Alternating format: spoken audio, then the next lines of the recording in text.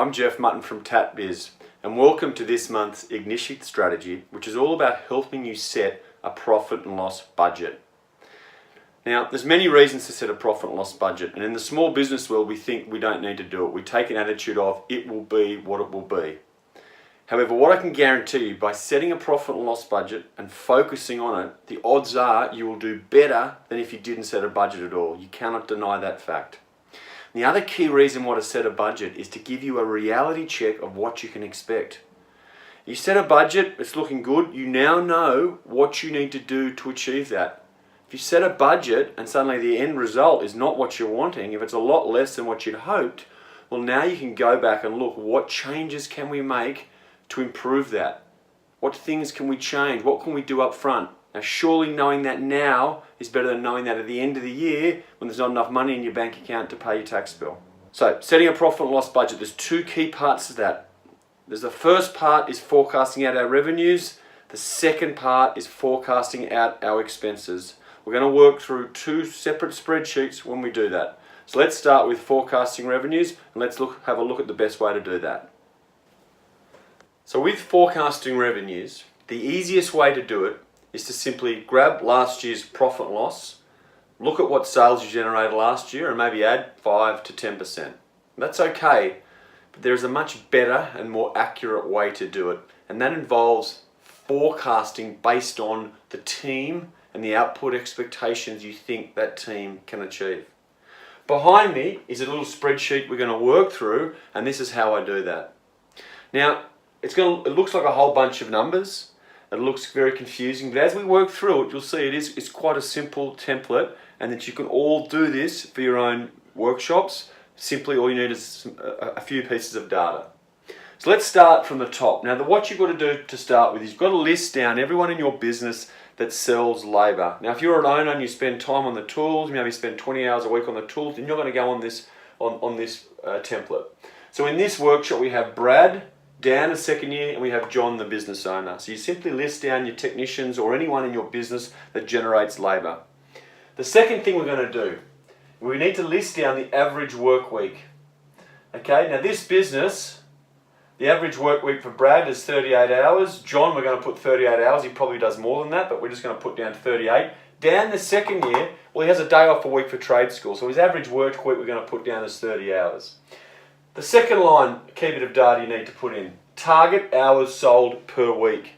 This is the big one. This is where you need to think about, well, how many hours do I think my staff, my technicians, myself, if I'm an owner and I'm on the tools, how many can we sell, taking into consideration everything we do in the business? Okay? So in this instance, Brad, we've put down 32 hours. He's going to work 38 hours, but we're hoping on average he'll sell 32 hours of labour. Dan, we've done 18, John, we've done 20, and so on. Target percentage productivity, this is simply a calculation of that. I.e., if Brad can sell 32 hours, he works 38 hours, well, 84% of his time is productive, being charged out for customers. The next key piece of data we need to put in here is weeks available. So how many full weeks do you think your team are going to work? Well, there's 52 weeks in the year, but your staff aren't going to work, and yourself, you're not going to work for 52 weeks. We've got to take into consideration there's on average 10 public holidays. There's 4 weeks of annual leave. You're probably going to lose another week through sick leave, carers leave, and miscellaneous leave. So on average, you'll get about 45 full weeks per staff member. So in this instance, Brad and Dan, we've put 45 weeks. John, the owner, he's probably not going to take his full 4 weeks of annual leave, so we're going to put down him at 48 weeks. Next line, forecast invoiced hours per year. This is simply a calculation. So if Brad can sell 32 hours a week, he can do that for 45 weeks in the year. He will therefore sell 1,440 hours per year. We then put down our labour rate, excluding GST. It's $100 in this instance, in this business. We then can forecast out our labour sales. So if Brad can sell 1,440 hours this year at $100 an hour, he therefore should generate labour sales of $144,000. And so on for Dan and John. Now that's labour sales. In your business, you will sell labour and you sell parts. Once we've forecasted the labour sales, we now need to forecast the parts sales. The easiest way I've found to do that is to apply a ratio. Now in most workshops, if you sell $100 in labour, on average you'll sell close to $100 in parts. So what I'm saying by there is if you look at your total sales, it will be pretty evenly broken. 50% will be parts, 50% will be labour. Now in this instance we're using 55%. Okay? Now applying that percentage, if Brad can sell $144,000 in labour, we're therefore forecasting that he'll sell $176,000 in parts that'll go along with those labour sales. If you don't know what this is, just use 50%, i.e. whatever you come up with here, just double it and put it down here in your part sales.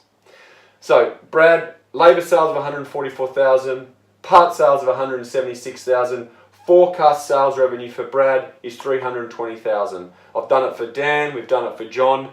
This business now has a forecast sales for this financial year of $713,000. Now this business owner can now look at that and go, right, well where was I at last year? Do I like the number? Is it something I think I can achieve? If it is, great. He now knows what his team needs to achieve in order to do that. If it's well below what he'd hoped for, well now he needs to look at this spreadsheet, he or she, needs to look at this spreadsheet and see what adjustments can we make to get it where we want to get it to. And that's the key reason, one of the key reasons to do this is you know up front what you're up for. And if it's not what you want, you can start to look and make changes. So that's part one. We've now forecast revenue. We've now got to forecast out the second part, which is expenses. And that's going to look at a totally new spreadsheet. So let's come over and look at how the best way to forecast out our expenses. Well, we're now going to forecast out our expenses.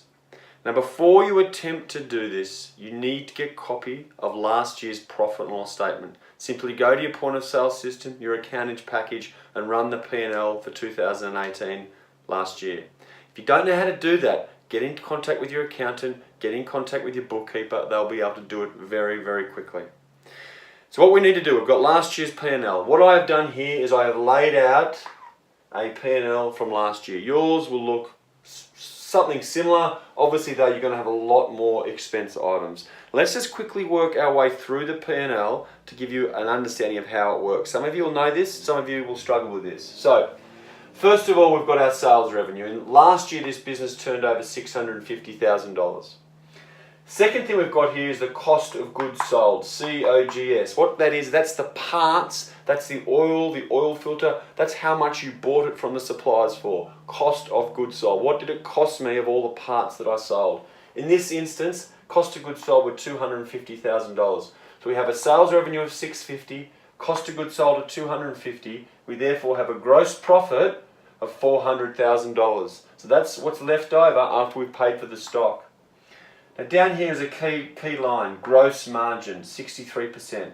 What this is basically saying is that for every dollar you sell, after you've paid for the parts, after you've paid for the oil filter, the brakes, etc., you've got 63 cents in every dollar left over. Okay, so if I went 650,000 multiplied by 63%, it would give me my gross profit of $400,000. We've then got our expenses, accounting fees, bank fees, electricity, wages, rent. Obviously in your instance you're going to have a lot more. I don't have the room to do that. We're then going to have our total expenses. Okay, in this instance $270,000. We're simply then going to go gross profit minus our total expenses is going to leave me with a profit and loss. And in this instance this business ran at a $130,000 profit last year. So that's last year. We've now got a forecast this year. So the previous spreadsheet, we forecast that based on the team, we're going to generate sales revenue of $713,000 up here in the red. Okay? We've got to move our way down. Now, last year we generated a gross margin of 63%. We're going to generate and forecast, hey, we're going to pretty much do the same thing. The proportion of the cost of our parts is going to be the same. So in this instance, I've put 63%. What you can simply do then is go 713,000 multiplied by 63%. In this instance gives us $449,000. So based on turnover of 713,000, this business is forecasting their gross profit is going to be $449,000. Okay? We've then got to forecast out the expenses, and this is really easy to do. Okay? You simply go through line by line and look at it. What do you think it will be? So I'm looking at accounting fees. Last year were $2,500. You're going to look at accounting fees. Is there any reason it's going to be different? You're going to go, no, not really. Well, in that instance, I'd just probably add about 3%, because on average, your expenses will go up by about 3%. So in this instance, I'm just added 3%. Bank fees, same thing. Electricity, you might look at electricity and go, no, I think it's going to go up by more than that. So we forecast it's going to go up 10%, up to $11,000. Wages and rent, these are the big two. Wages, you should be able to calculate exactly what that is based on the team you have. Again, your accountant, your bookkeeper can forecast out and give you a hand with that. That is not something you just add 5, 10% to. You've got to look at your team, what are you paying them, and come up with what's your wages going to be. Rent, the other big line item, you should know exactly what that is. Just simply go to your lease, plug it in, okay? Once you've plugged in all those numbers, you're going to add it up, you are then going to have your expenses. We're then going to forecast our profit. $449,000 is our forecast gross profit, less our forecast expenses of $293,000, therefore leaving us with a forecast profit of $155,000. Now, if this business likes that figure, okay, it's considerably up from last year, they now know what they've got to do to achieve that. They're now on track. They now need to monitor this every month to see how they're tracking. Some months they're going to be tracked well, some months they're going to be poor. But by focusing on it, they are more likely to achieve that than if they don't. If you don't like that figure, and let's say it was less than that, or it was a lot less than you hoped for, you now have the opportunity to go back through. You can come back up here and look at that revenue calculator. Can I increase that? Or you come down and you look at your expenses and go, okay, well, where can I make savings? Again, it's much better to know what you're up for up front than at the end of the year. So there you have it, guys. I challenge you to sit down, spend an hour one afternoon, sit down and forecast out a profit and loss statement. Trust me, you are more likely to achieve a better result if you do this than if you don't. I know some of you will struggle in this area. This is totally foreign to you. So if so, get in contact with your accountant, sit down with your bookkeeper and do something like this. They might have a slightly different methodology, but the output, the outcome will be the same. You'll end up with a goal. You'll know what you're up for. You'll know what you're working for. Spend that hour, take the time to sit down and do yourself a profit and loss forecast. Good luck.